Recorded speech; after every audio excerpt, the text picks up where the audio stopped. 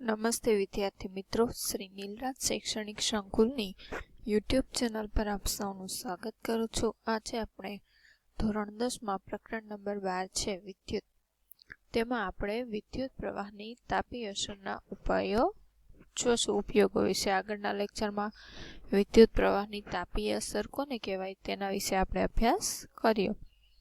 આપણને ખ્યાલ છે કે કોઈ વાહકમાં ઉષ્મા ઉત્પન્ન થવી તે શું છે, તો કે વિદ્યુત પ્રવાહનું અનિવાર્ય પરિણામ છે. એટલે કે વિદ્યુત પ્રવાહનું જરૂરી પરિણામ છે કે ઉષ્મા તો ઉત્પન્ન થાય જ.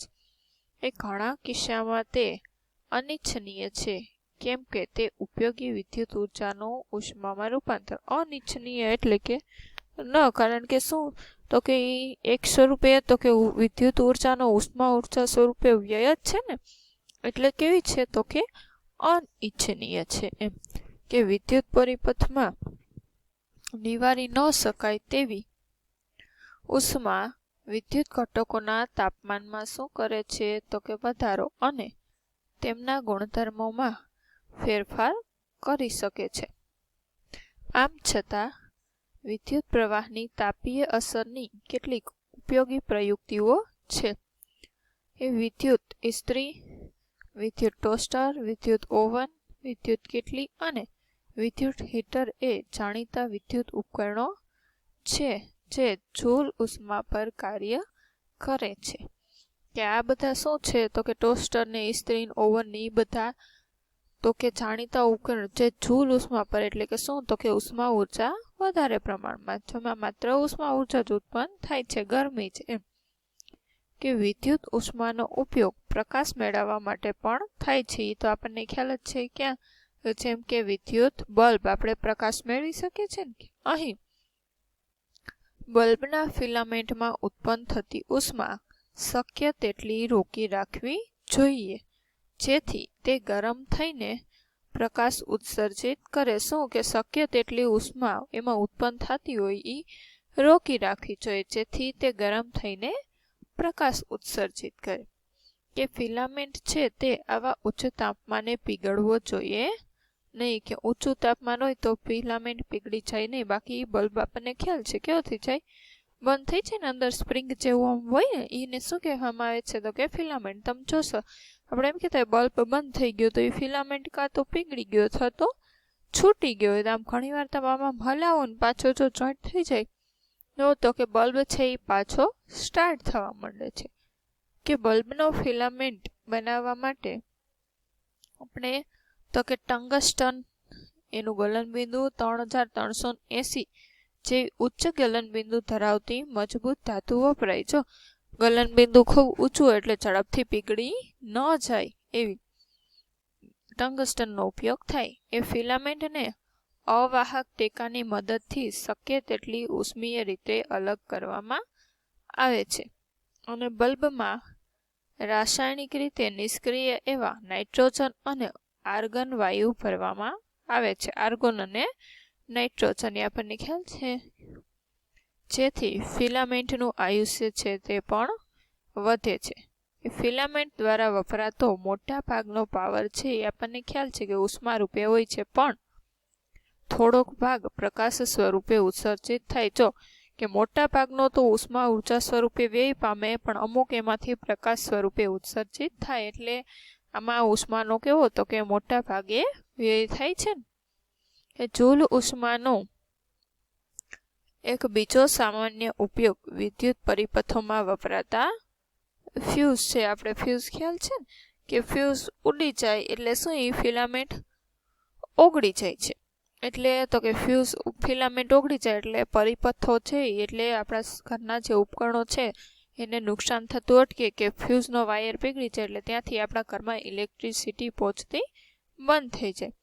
કે તે ફ્યુઝ છે તે પરિપથો અને વિદ્યુત ઉપકરણોમાં અયોગ્ય રીતે વધી જતા વિદ્યુત પ્રવાહને પસાર થતો અટકાવીને તેનું રક્ષણ કરે. મેં કહ્યું ને તેમ એ ફ્યુઝ છે તે ઉપકરણ સાથે કઈ રીતે જોડવામાં આવે છે, શ્રેણીમાં, એટલે આમ લાઈનમાં સમાંતરમાં હોય તો આમ હોય ને આવી રીતે. ફ્યુઝ છે તે યોગ્ય ગલનબિંદુ ધરાવતી ધાતુ કે મિશ્ર ધાતુમાંથી બનેલો તારનો ટુકડો છે. ઉદાહરણ રૂપે જોઈએ તો શું હોય તેમાં એલ્યુમિનિયમનો, કોપરનો, લોખંડ, લેડ વગેરે. મોટા ભાગે કયો વપરાય છે તો કે એલ્યુમિનિયમનો તાર વપરાય છે. પરિપથના નિયત મૂલ્ય કરતાં વધુ વિદ્યુત પ્રવાહ વહે તો ફ્યુઝના તારના તાપમાનમાં વધારો થાય છે. આથી ફ્યુઝનો તાર શું થઈ જાય છે? પીગળી જાય છે અને પરિપથમાં ભાંગણ સર્જાય. એટલે પરિપથમાં ભાંગણ એટલે ત્યાંથી પ્રવાહ છે પીગળી જાય આ ઉપકરણ. એટલે આપણને ખ્યાલ છે ને કે આગળ કહ્યું હતું ને કે શ્રેણી હોય, શ્રેણી જોડાણમાં તો કે એક ઉપકરણ બગડે એટલે શું થાય તો કે બધામાં વિદ્યુત પ્રવાહ વહેતો બંધ થઈ જાય. એટલે અહીં ફ્યુઝ છે એ બળી જાય એટલે તો કે આગળ આખા પરિપથમાં વિદ્યુત પ્રવાહ વહેતો બંધ થઈ જાય છે. ફ્યુઝનો તાર છે તે પોર્સેલિન અથવા તે જેવા અર્ધવાહક પદાર્થના આધાર પર રાખવામાં આવે છે. પોર્સેલિન એટલે આપણે જોઈએ છે ને કાચનું ઓલું ચિનાઈ માટે આપણે કઈ એના બનેલા હોય ને કાચના, જેને બે ધાતુના છેડા હોય છે. ઘર વપરાશમાં વપરાતા fuse 1 ampere, 2 ampere, 3 ampere, 5 ampere, 10 ampere વગેરે રેટિંગ ધરાવે છે. કે આટલો વિદ્યુત પ્રવાહ છે ત્યાં સુધી કેપેસિટી ધરાવતા હોય. કે અમુક એમ્પિયરના હોય એમાં તો કે 2 એમ્પિયર જેટલો પ્રવાહનું જો વધી જાય 1 એમ્પિયરથી એટલે શું થાય તો કે પીગળી જાય. વિદ્યુત ઇસ્ત્રી 220 વોલ્ટ પર કાર્ય કરતી હોય અને 1 કિલોવોટ વિદ્યુત પાવર વાપરતી હોય તો પરિપથમાં 1000 વોટ પ્રતિ 220 એટલે શું થાય તો કે 4.54 એમ્પિયર વિદ્યુત પ્રવાહ પસાર થાય. કે આટલો ઇસ્ત્રી આટલો ઉપયોગ કરતી હોય કે આટલો વિદ્યુત પ્રવાહ પસાર થાય. I બરાબર આવે, અહીંયા પ્રિન્ટ મિસ્ટેક છે ને, I બરાબર આવે ને એટલે તો કે 4.54 પસાર થવા દે તો કયો રાખવો પડે ફ્યુઝ તો કે 5 એમ્પિયરનો. આ કિસ્સામાં 5 એમ્પિયરનો ફ્યુઝ છે એ આપણે વાપરવું જોઈએ. ત્યારબાદ શું છે તો કે વિદ્યુત પાવર, જે આપણે આવર્સ માટે સિલેબસમાં નથી છતાં પણ આપણે જોઈ લઈએ કદાચ પૂછાઈ જાય તો.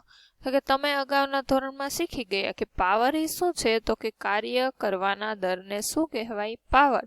તે ઉર્જાના વપરાશનો પણ દર છે.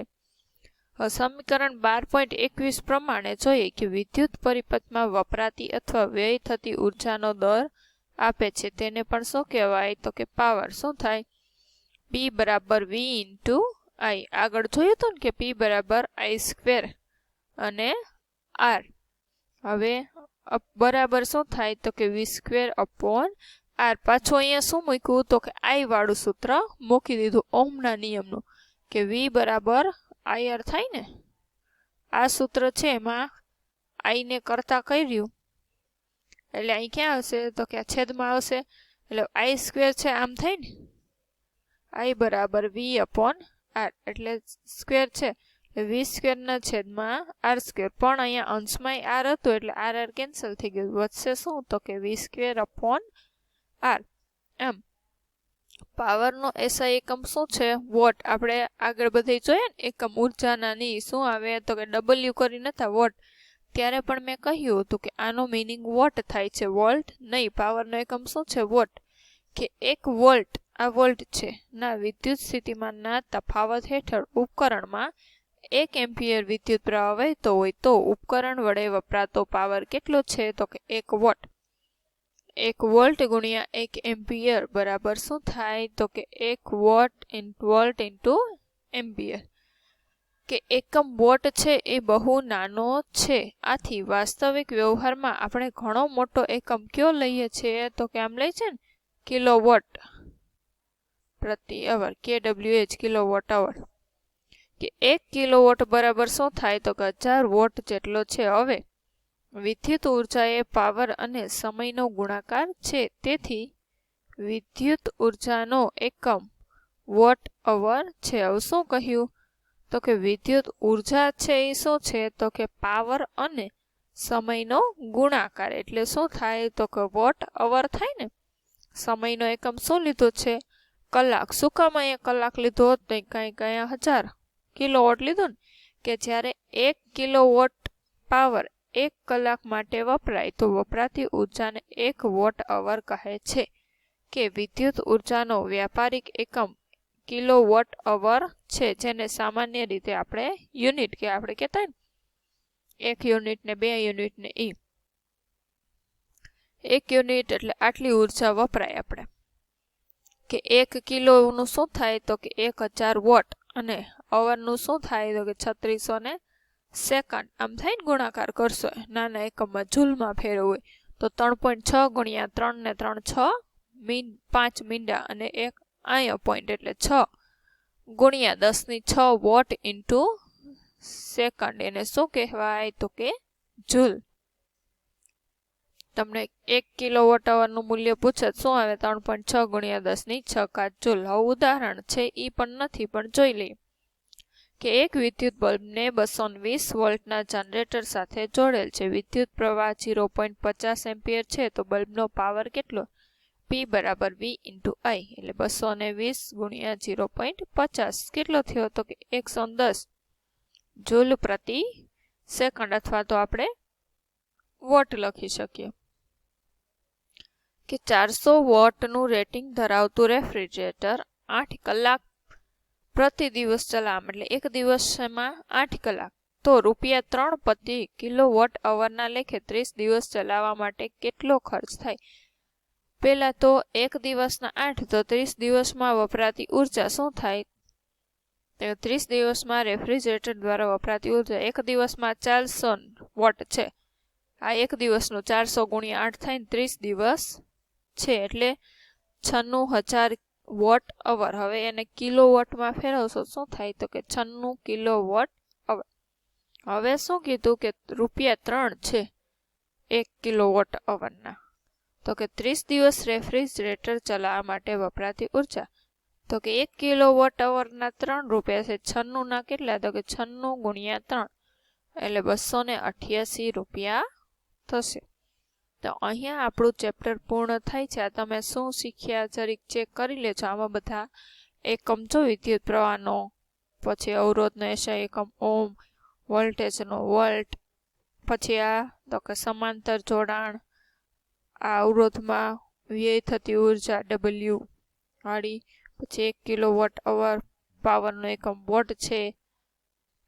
હવે સ્વાધ્યાય છે એ તમારે હોમવર્કમાં પૂર્ણ કરવાનું છે. હવે આગળના લેક્ચરમાં આપણે 13મું પ્રકરણ છે તે સ્ટાર્ટ કરશું. જય હિન્દ, જય ભારત, અસ્તુ.